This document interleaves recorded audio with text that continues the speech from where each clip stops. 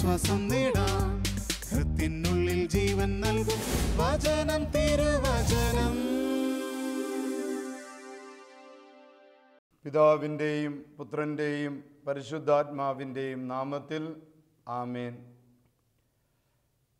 യേശുവിൽ സ്നേഹം നിറഞ്ഞ സഹോദരി സഹോദരന്മാരെ, പരിശുദ്ധാത്മാവിൻ്റെ ശക്തിയാൽ വചനം തിരുവചനം എന്ന ഈ ശുശ്രൂഷയിൽ പങ്കെടുക്കുന്ന എല്ലാ കുടുംബങ്ങളും എല്ലാ വ്യക്തികളും അനുഗ്രഹിക്കപ്പെടട്ടെ എന്ന് ആത്മാർത്ഥമായിട്ട് പ്രാർത്ഥിക്കുകയാണ്. പരിശുദ്ധാത്മാവിൻ്റെ ശക്തി നമ്മളിലേക്ക് ഇറങ്ങി വരട്ടെ. ആത്മാവിനാൽ നമ്മുടെ ഹൃദയങ്ങളും നമ്മുടെ കുടുംബങ്ങളും ജ്വലിക്കപ്പെടട്ടെ.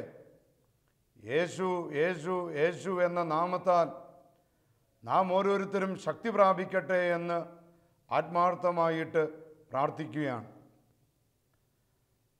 പ്രിയപ്പെട്ട സഹോദരി സഹോദരന്മാരെ, ഇന്ന് നാം വിചിന്തനം ചെയ്യുന്നത് കേരള സഭയ്ക്ക് ലഭിച്ച ഏറ്റവും വലിയ ഭാഗ്യങ്ങളിൽ ഒന്നിനെക്കുറിച്ചാണ്. കേരള സഭയ്ക്ക് ലഭിച്ച ഏറ്റവും വലിയ ഭാഗ്യങ്ങളിലൊന്ന്,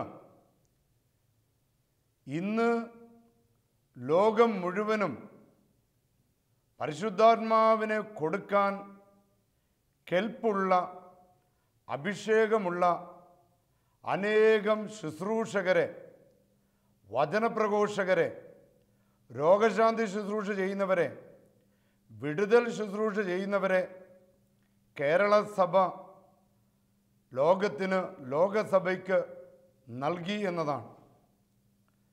പരിശുദ്ധാത്മാവിൻ്റെ ശക്തിയോടെ വചനം പ്രസംഗിക്കാൻ, പരിശുദ്ധാത്മാവിൻ്റെ ശക്തിയോടെ രോഗശാന്തി ശുശ്രൂഷ ചെയ്യാൻ, പരിശുദ്ധാത്മാവിൻ്റെ ശക്തിയോടെ കാരുണ്യ പ്രവർത്തനങ്ങളിൽ ഏർപ്പെടാൻ ദൈവം അനേകം വ്യക്തികളെ, പുരോഹിതരെ, സിസ്റ്റേഴ്സിനെ, അൽമായ സഹോദരങ്ങളെ, നാനാജാതി മതസ്ഥരെ കർത്താവ് തെരഞ്ഞെടുത്തു എന്നുള്ളത് കേരള സഭയ്ക്ക് വലിയ അഭിമാനമാണ്.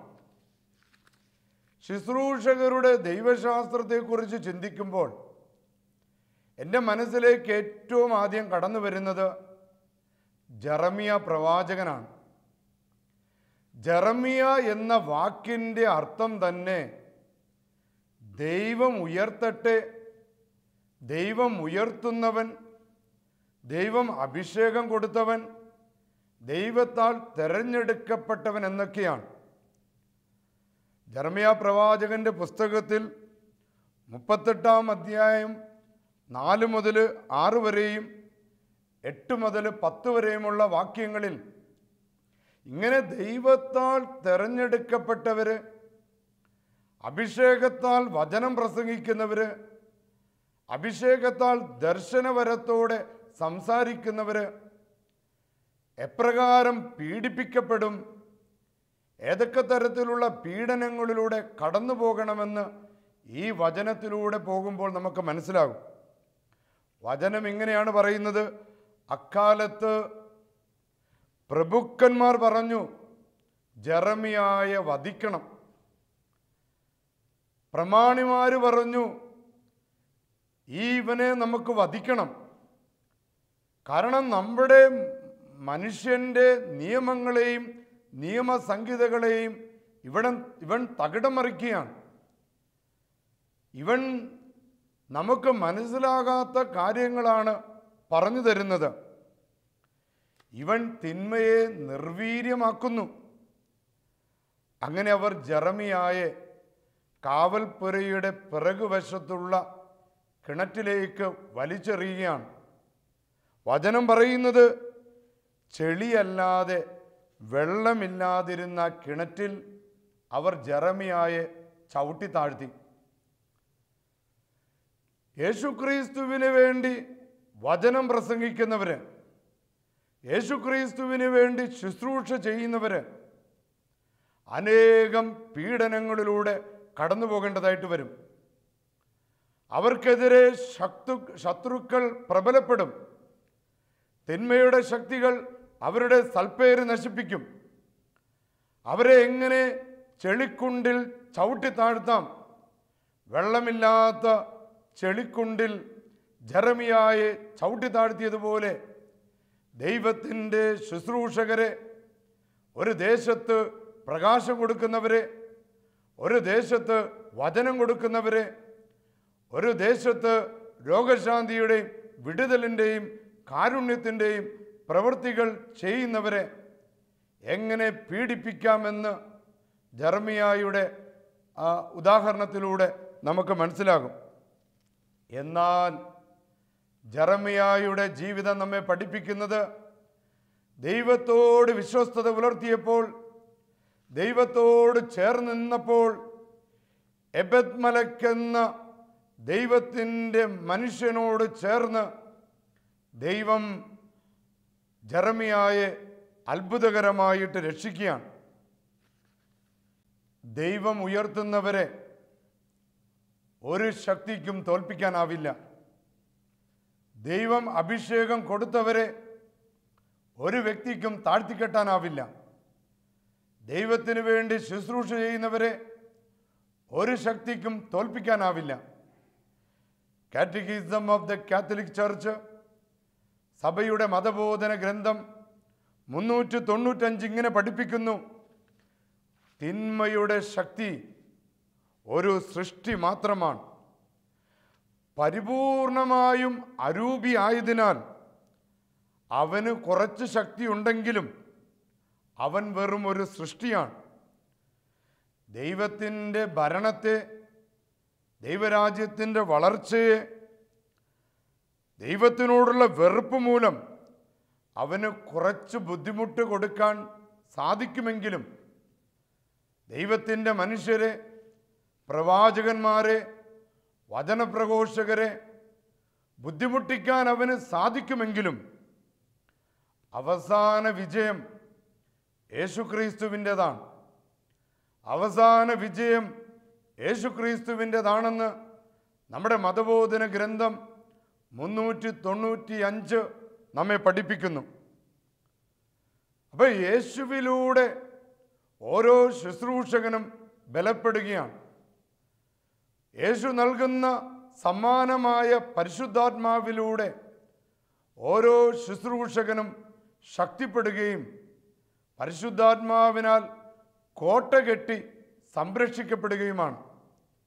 യേശുവിനെക്കുറിച്ച് അപ്പോസ്തല പ്രവർത്തനം 10:38 ഇങ്ങനെ പഠിപ്പിക്കുന്നു: നസറേയനായ യേശുവിനെ പരിശുദ്ധാത്മാവിനാലും ശക്തിയാലും ദൈവം എങ്ങനെ അഭിഷേകം ചെയ്തുവെന്ന് നമുക്കറിയാം. അപ്പം യേശു അഭിഷേകം ചെയ്യപ്പെട്ട അതേ പരിശുദ്ധാത്മാവിനാൽ, യേശുവിനെ ശക്തിപ്പെടുത്തിയ അതേ പരിശുദ്ധാത്മാവിനാൽ യേശുവിൻ്റെ ശിഷ്യന്മാരും യേശുവിൻ്റെ ശുശ്രൂഷകരും ബലപ്പെടുമ്പോൾ ഒരു തിന്മയും ശുശ്രൂഷകരെ, കാരുണ്യ ശുശ്രൂഷകൾ ഏർപ്പെട്ടിരിക്കുന്നവരെ, വചന ശുശ്രൂഷയിൽ ഏർപ്പെട്ടിരിക്കുന്നവരെ ഒരു തിന്മയ്ക്കും ഒന്നും ചെയ്യാൻ സാധിക്കില്ല. യേശുക്രിസ്തു ഇങ്ങനെ ആത്മാവിനാൽ നിറഞ്ഞുകൊണ്ട് നന്മ പ്രവർത്തിച്ചുകൊണ്ടും പിശാചിനാൽ പീഡിപ്പിക്കപ്പെട്ടവരെ സുഖപ്പെടുത്തിക്കൊണ്ട് ആ നാട്ടിൽ ചുറ്റി സഞ്ചരിച്ചുവെന്ന് നമുക്കറിയാമെന്ന് അപ്പോസ്തല പ്രവർത്തനം നമ്മെ പഠിപ്പിക്കുകയാണ്. അപ്പം യേശുവിനോട് ചേർന്ന് നിൽക്കുന്നവർ യേശുവിനെ പോലെ വചനം പ്രസംഗിക്കുകയും യേശുവിനെ പോലെ ശുശ്രൂഷകൾ ചെയ്യുകയും ചെയ്യുന്നു. അതാണ് ബെനഡിക്റ്റ് പാപ്പ പഠിപ്പിച്ചത്. കത്തോലിക്ക സഭയ്ക്ക് കർത്താവിൻ്റെ ശുശ്രൂഷകൾ തുടർന്നു കൊണ്ടുപോകുവാൻ കടമയുണ്ട്. പ്രിയപ്പെട്ട സഹോദരങ്ങളെ, ജെറമിയായുടെ ജീവിതത്തിലൂടെ നാം കടന്നുപോയപ്പോൾ ജെറമിയായുടെ ജീവിതത്തിൽ ലഭിച്ച ദൈവത്തിൻ്റെ ഇടപെടൽ, ജെറമിയായെ പോലെ വചനം പ്രസംഗിക്കുന്നവർ, ജെറമിയായെ പോലെ ഒരു ദേശത്ത് പ്രകാശം കൊടുക്കുന്നവരെ കർത്താവ് കാത്തുകൊള്ളും, കർത്താവ് രക്ഷിക്കുമെന്നുള്ളതാണ്. ജെറമിയായുടെ ജീവിതം നമുക്കറിയാം. യേശുക്രിസ്തു ജനിക്കുന്നതിന് 626 വർഷങ്ങൾക്ക് മുൻപ് BC 626 ദൈവം ജെറമിയായെ വിളിക്കുകയാണ് തൻ്റെ പ്രവാചകനാകാൻ. എന്നാൽ ജെറമിയ ദൈവത്തിനോട് പറയുകയാണ്, ദൈവമേ, ഞാൻ വളരെ ചെറുപ്പമാണ്, ഞാൻ ബാലനാണ്, എനിക്ക് കുറവുകളും കുറ്റങ്ങളുമുള്ളവനാണ്, ഞാൻ പാപിയാണ്, ഞാൻ ബലഹീനനാണ്. എന്നാൽ ഒരുവനെ ദൈവം തൻ്റെ ശുശ്രൂഷകനായി തിരഞ്ഞെടുക്കുന്നത് ദൈവത്തിന് ആ വ്യക്തിയോടുള്ള പ്രത്യേക സ്നേഹവും വാത്സല്യവും കൊണ്ടാണ്. നിന്റെ കഴിവുകളല്ല, നിന്റെ മേന്മയല്ല, മറിച്ച് ദൈവത്തിന് നിന്നോടുള്ള പ്രത്യേക സ്നേഹം കൊണ്ടാണ് നീ തിരഞ്ഞെടുക്കപ്പെട്ടിരിക്കുന്നത്. നിന്റെ വാക്ചാതുര്യമല്ല, നിന്റെ കഴിവുകളല്ല, നിന്റെ കുടുംബമഹിമയല്ല, നേരെ മറിച്ച് ദൈവത്തിന് നിന്നോടുള്ള വ്യക്തിപരമായ സ്നേഹമാണ് നിന്നെ ഒരു ശുശ്രൂഷകനായിട്ട്, നിന്നെ ദൈവത്തിൻ്റെ ശബ്ദമായിട്ട് തിരഞ്ഞെടുത്തിരിക്കുന്നതെന്ന് ജെറമിയായുടെ വചനങ്ങൾ നമ്മളെ പഠിപ്പിക്കുകയാണ്. ജെറമിയ 1:5 മാതാവിൻ്റെ ഉദരത്തിൽ നിനക്ക് രൂപം ലഭിക്കുന്നതിന് മുൻപേ ഞാൻ നിന്നെ അറിഞ്ഞു.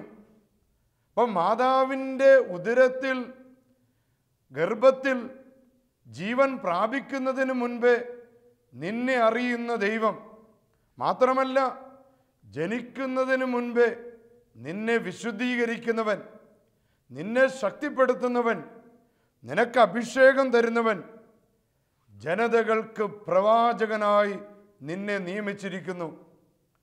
ഒരു ജനത്തിന് വചനം കൊടുക്കാൻ, ഒരു ജനത്തിന് സൗഖ്യം കൊടുക്കാൻ, ഒരു ജനത്തിന് ആശ്വാസം കൊടുക്കാൻ വിശുദ്ധ മദർ തെരേസ പഠിപ്പിക്കുന്നത് പോലെ സ്നേഹിക്കപ്പെടുന്നതിനേക്കാൾ സ്നേഹിക്കാൻ, ആശ്വസിപ്പിക്കപ്പെടുന്നതിനേക്കാൾ ആശ്വസിപ്പിക്കാൻ, ശുശ്രൂഷിക്കപ്പെടുന്നതിനേക്കാൾ ശുശ്രൂഷിക്കാൻ ദൈവം നിന്നെ തെരഞ്ഞെടുത്തിരിക്കുകയാണ്. പ്രവാചകനായ ഏശയ്യായുടെ ജീവിതത്തിലും ഇങ്ങനെ ഒരു സംഭവമുണ്ട്. ഏശയ്യായുടെ പുസ്തകത്തിൽ 6-ാം അധ്യായത്തിൽ സെറാഫുകളുടെ മധ്യേ ദൈവത്തെ തൻ്റെ നയനനേത്രങ്ങൾ കൊണ്ട് കണ്ടപ്പോൾ ഭയപ്പെട്ടു പോകുന്ന ഏശയ്യ 6-ാം അധ്യായം 5 മുതൽ 7 വരെയുള്ള വാക്യങ്ങൾ ഏശയ്യ പറഞ്ഞു, ഓ എനിക്ക് ദുരിതം, ഞാൻ പാപിയാണ്, ഞാൻ ബലഹീനനാണ്, എങ്ങനെയാണ് എനിക്ക് ദൈവത്തെ എൻ്റെ കണ്ണുകൾ കൊണ്ട് കാണാൻ സാധിക്കുക? പരിശുദ്ധൻ പരിശുദ്ധൻ പരിശുദ്ധൻ എന്ന് മാലാഖമാർ ഉദ്ഘോഷിച്ചു കൊണ്ടിരിക്കുന്ന ഹോളി ഓഫ് ഹോളീസ് ആ ദൈവത്തിൻ്റെ പരിശുദ്ധനെ ഞാൻ എൻ്റെ കണ്ണുകൾ കൊണ്ട് കണ്ടു കഴിഞ്ഞിരിക്കുന്നു. എന്തെന്നാൽ അശുദ്ധമായ അധരങ്ങളുള്ളവനും അശുദ്ധമായ അധരങ്ങൾ ഉള്ളവരുടെ മധ്യേ ജീവിക്കുന്നവനുമാണ്. സൈന്യങ്ങളുടെ കർത്താവായ രാജാവിനെ ഞാൻ എൻ്റെ നയനങ്ങൾ കൊണ്ട് ദർശിച്ചിരിക്കുന്നു. അങ്ങനെ അസ്വസ്ഥനാകിയാണ്. ഈ പാപിയായ എനിക്കെങ്ങനെ വചനം പ്രസംഗിക്കാൻ പറ്റും?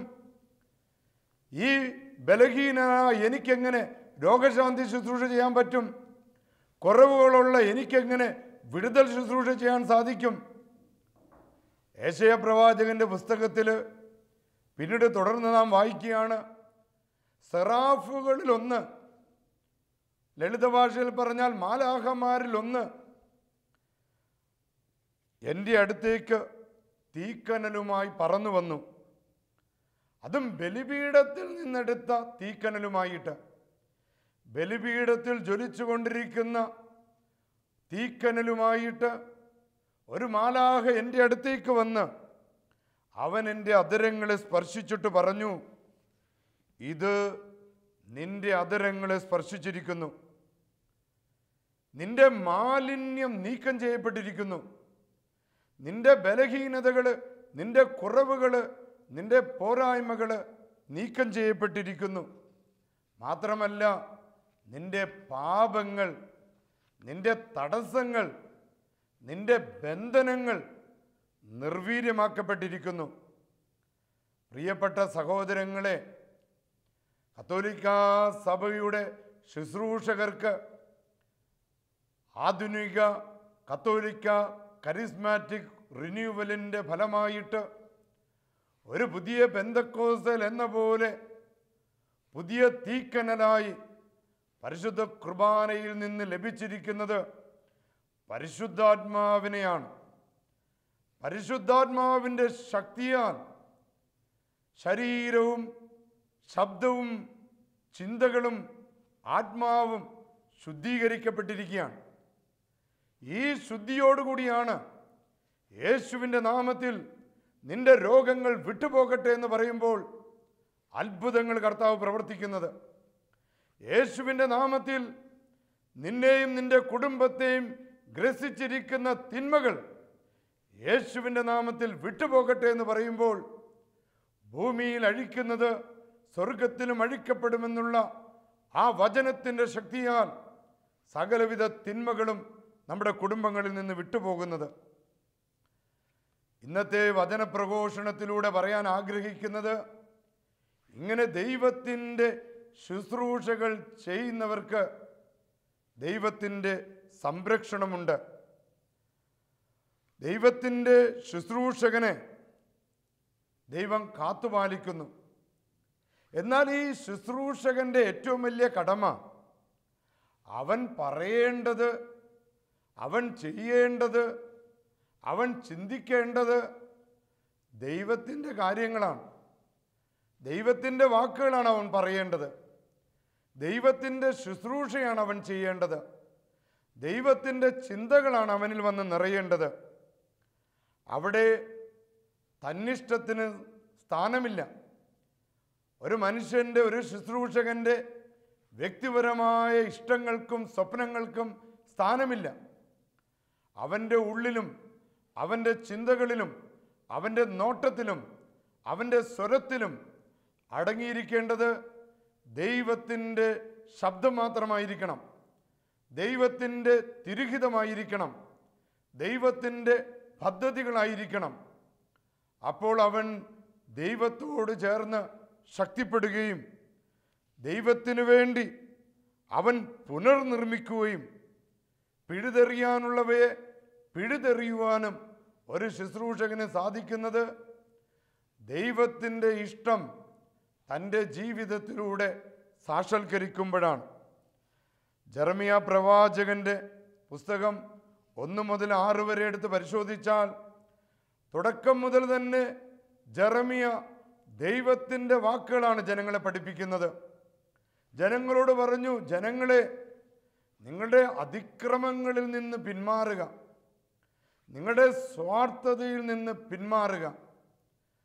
നിങ്ങളുടെ തന്നിഷ്ടത്തോടു കൂടിയുള്ള പോക്ക് ഒരുപാട് തിന്മകൾ വിളിച്ചു വരുത്തും. ആയതിനാൽ ദുഷ്ടതകൾ, അവിശ്വസ്തതകൾ, അവിശ്വാസത്തിൽ നിന്ന് പിന്തിരിഞ്ഞില്ലെങ്കിൽ നിങ്ങൾ ശിക്ഷിക്കപ്പെടും. ഈ ദേശത്തിൽ നിന്ന് ദൈവത്തിൻ്റെ ആത്മാവ് വിട്ടുപോകും. ഈ ദേശം അന്ധകാരത്തിന് അടിമപ്പെടും. എന്നാൽ മനസ്തപിച്ച പാപങ്ങളിൽ നിന്നും വിടുതൽ പ്രാപിച്ചുകൊണ്ട് എൻ്റെ ദൈവമേ എന്ന് പറഞ്ഞ് തിരിഞ്ഞ് തുറവിയോടെ എളിമയോടെ ദൈവത്തിൻ്റെ മുൻപിൽ മുട്ടുകുത്തി നിൽക്കുമ്പോൾ ദൈവം നിങ്ങളെ കാത്തുകൊള്ളും. സർവശക്തനായ ദൈവത്തിൻ്റെ അത്ഭുതകരമായ ഇടപെടൽ അവിടെ സംഭവിക്കും. ഇത് കേട്ടപ്പോഴാണ് പ്രമാണിമാർക്ക് അസ്വസ്ഥതയുണ്ടായത്. തങ്ങളുടെ ശരിയെന്ന് ചിന്തിച്ചുകൊണ്ടുള്ള വഴികളിൽ ഇന്നത്തെ ആധുനിക ലോകത്തിൻ്റെ സുഖഭോഗങ്ങളുടെ പിന്നാലെ പായുമ്പോൾ എൻ്റെ സുഖം, എൻ്റെ സുഖം, എൻ്റെ കുടുംബം, ഞാൻ, എൻ്റെ വീട്, എൻ്റെ കാറ്, എൻ്റെ മക്കള്, ഈ ഒരു ജീവിതശൈലിയിലൂടെ പോകുമ്പോൾ മറ്റുള്ളവരെ സ്നേഹിക്കാനോ മറ്റുള്ളവരെ ശുശ്രൂഷിക്കാനോ ദൈവത്തിൻ്റെ കാരുണ്യത്തിൻ്റെ മുഖമായിട്ട്, ദൈവത്തിൻ്റെ കാരുണ്യത്തിൻ്റെ കൈകളായിട്ട്, ദൈവത്തിൻ്റെ കാരുണ്യത്തിൻ്റെ വാക്കുകളായിട്ട് മാറാൻ സാധിക്കില്ല എന്ന് മാത്രമല്ല, വെറുപ്പിൻ്റെയും വിദ്വേഷത്തിൻ്റെയും മത്സരങ്ങളുടെയും അടിമയാക്കപ്പെടുകയും ചെയ്യും. ഈ മേഖലകളിലാണ് ജെറമ്യാ പ്രവാചകൻ നമ്മെ പഠിപ്പിക്കുന്നത്. മനസ്സ് തിരിയണം, ദൈവത്തിൻ്റെ വഴികളിലേക്ക് തിരിച്ചു പോകണം. എന്നാൽ പ്രമാണിമാർ എളുപ്പവഴിയാണ് തിരഞ്ഞെടുത്തത്. ഇത് കേൾക്കാതിരിക്കാൻ, ശുദ്ധമായ വചനം കേൾക്കാതിരിക്കാൻ അവരുടെ ചെവികളെ അവർ അടച്ചു കളയുന്നു, അവരുടെ ഹൃദയത്തെ അവർ അടച്ചു കളയുന്നു. അങ്ങനെയാണ് അവർ തീരുമാനമെടുക്കുന്നത് ജെറമ്യായെ ചെളിക്കുണ്ടിൽ ചവിട്ടി താഴ്ത്താൻ. എന്നാൽ ദൈവം ജെറമ്യായെ അത്ഭുതകരമായിട്ട് രക്ഷിക്കുന്നു. പ്രിയപ്പെട്ട സഹോദരങ്ങളെ, ഒരു ശുശ്രൂഷകൻ്റെ ദൈവശാസ്ത്രം നമ്മെ പഠിപ്പിക്കുന്നത് നമുക്കൊരുപാട് കുറവുകളും കുറ്റങ്ങളും പോരായ്മകളൊക്കെ ഉണ്ടെങ്കിലും ദൈവത്താൽ തിരഞ്ഞെടുക്കപ്പെടുമ്പോൾ, ദൈവത്താൽ ശക്തി പ്രാപിക്കുമ്പോൾ, ദൈവത്തിന് വേണ്ടി അഭിഷേകത്തോടെ, കൃപകളോടെ, വരങ്ങളോടെ ശുശ്രൂഷ ചെയ്യാൻ നമുക്ക് സാധിക്കും. ഒരപ്പന് നല്ലൊരു അപ്പനായിക്കൊണ്ട്, വരങ്ങളോടെ കൃപയുള്ള അപ്പനായിക്കൊണ്ട് ജീവിക്കാൻ സാധിക്കും. ഒരമ്മയ്ക്ക് കൃപയുള്ള അമ്മയായിട്ട് മക്കളുടെ മുൻപിൽ ജീവിക്കാൻ സാധിക്കും. ഈ ലോകത്തിന് മുൻപിൽ യേശുവിനെ അറിയുന്നവർ കൃപയുള്ളവരായി ആത്മാവിൽ നിറഞ്ഞ് അവർക്ക് ജീവിക്കാൻ സാധിക്കും. പ്രിയപ്പെട്ട സഹോദരങ്ങളെ, അങ്ങനെ എളിമപ്പെട്ട് തുറവിയോടെ വിശുദ്ധിയോടെ ദൈവരാജ്യത്തിനോട് നമുക്ക് ചേർന്ന് നിൽക്കാം.